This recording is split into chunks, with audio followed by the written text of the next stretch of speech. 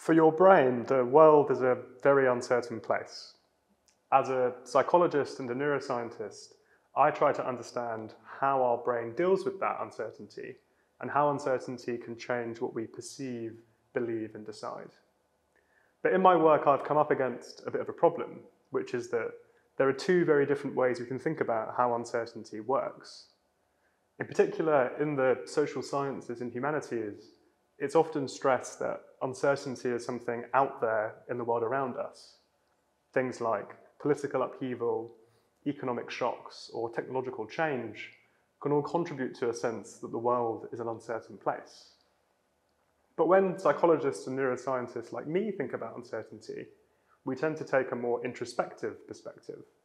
We think that we form a sense of uncertainty by listening to the noise in our own heads rather than listening to the outside world. The ambition for my fellowship at the Paris IEA is to combine these two different ways of thinking into a new framework for thinking about uncertainty. This will involve working with neuroscientists in Paris who are experts in topics like perception, learning, agency, and belief, thinking about how uncertainty shapes these processes in the mind and brain and how the different kinds of uncertainty connect. At the same time, I'll benefit from the diverse disciplinary perspectives of the other fellows at the Institute, thinking more deeply about how the outside world gets inside our heads. The hope is that this synoptic way of thinking will generate a new framework for understanding how uncertainty works. And this could be important not just for understanding cases like mental illness, where uncertainty might go awry.